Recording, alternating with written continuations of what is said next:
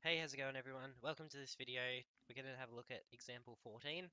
Um, so we've got a particle moving in a straight line with its displacement x meters from a fixed origin at time t seconds, modeled by t squared take 4t take 12.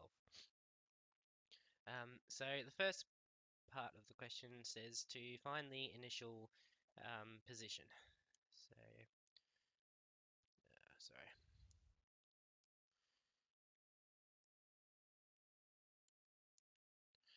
Alright, so here's our equation and we want to find the initial position. So initial meaning when time is 0, or in this case t is equal to 0. So it's the time before we do or we start moving. So x is going to be 0 squared take 4 times 0 take 12. So our initial position is going to be minus 12. Part B says obtain its velocity and hence state its initial velocity. Describe its initial motion. So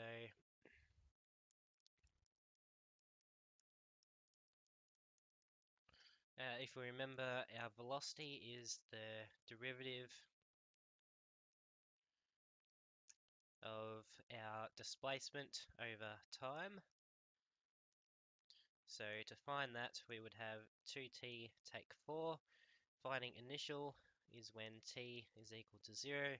So v equals 2 times 0 take 4, which equals 0.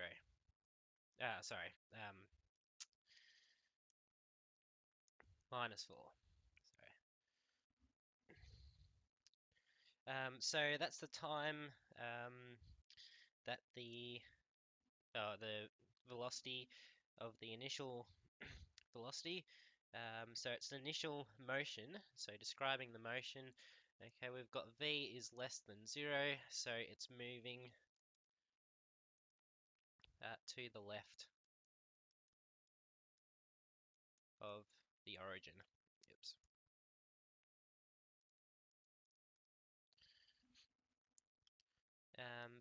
Part C says to what time and position is the particle momentarily at rest?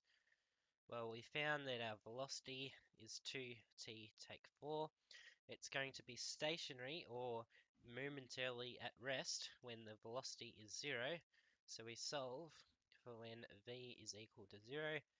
Solve that for t and we get t is equal to 2. So its position at t equals 2 is 2 squared take 4 times 2 take 12. And if we work that out, we will get minus 16.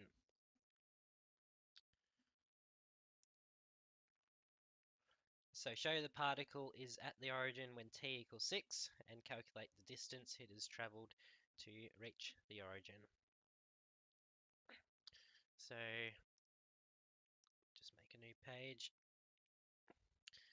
When t equals 6, we have x equals 6 squared take 4 times 6 take 12, which is minus 36. 36 take 24 take 12. Work that out, we get 0. So the particle at the origin at t equals 6. If we talk about the motion of the particle, we started at minus 12, and that's from part A. That was our initial position at t equals 0. We moved all the way down to minus 16 when t was equal to 2. It was momentarily at rest, and we find that at t equals 6, we're back at, over here at t equals 6, we're at the origin. Okay, it means that when we moved down to this position at minus 16, we turned around and came back. And that's the describing the motion of the particle. We can work out the total distance. The distance between minus 12 and minus 16 is 4. plus the distance between minus 16 and the origin, which is 16, we get 20. So we have moved 20 meters throughout that time. Part E says calculate the average speed over the first 6 seconds. So average speed, if you remember from physics, is distance over time. We found our average, or our total distance, was 20.